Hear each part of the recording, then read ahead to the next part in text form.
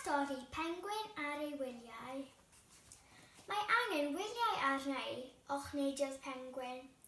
Eira eto.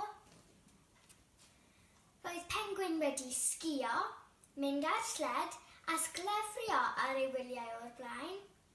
Roedd e eisiau mynd i rywle gwahanol. 99 pelen eira ar y llawr.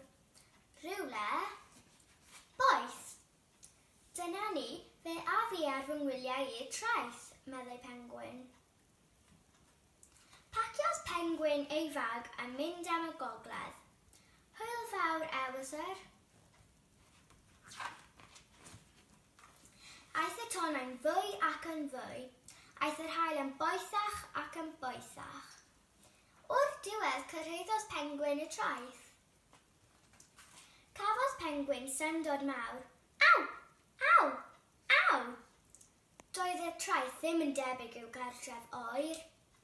Dysgodd Pengwin rai pethau. Fedri di ddim sgïo ar y tywod. Fedri di ddim mynd ar sled ar y tywod.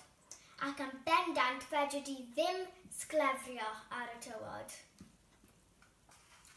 Wyt ti ar goll? Gofynnodd Cranc. Nac ydw, dwi ar fy ngwyliau, meddai Pengwin. Wel, dere gyda fi, meddai Cranc. Dysgodd Cranc i Pengwin sut mae cael hwyl ar y traeth. Castell tywod.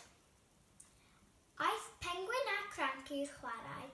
Dal, dringo, syrffio, a chwarae. A chwarae. Roedd Pengwin wrth ei fodd gyda'i ffrind newydd. Ond mae pob gwyliau'n dod i ben. Roedd yn bryd i'w Pengwin fynd adref. Roedd y daith yn hir ac yn dawel, ond yn sydyn symudodd rhywbeth yn y dŵr. Cranc, beth wyt ti'n neud yma? Dwi eisiau gwyliau hefyd, meddai Cranc. O'r diwedd cyrhaeddodd Pengwin a Cranc y lan. Dyma fi'n dod. Splash! Whee! Buon nhw'n nofio ac yn nofio. Buon nhw'n llithro a gythio. Buon nhw'n pysgoto a segira. Ond mae pob gwyliau'n dod i ben. Aeth Cranc am adref. Hwyl fawr, Cranc, a gadael ar ei hôl. Hwyl fawr, Pengwin. Sŵn y traeth. Fe ddo fi nôl, ysgrifennodd Cranc. Felly arhosodd Pengwin.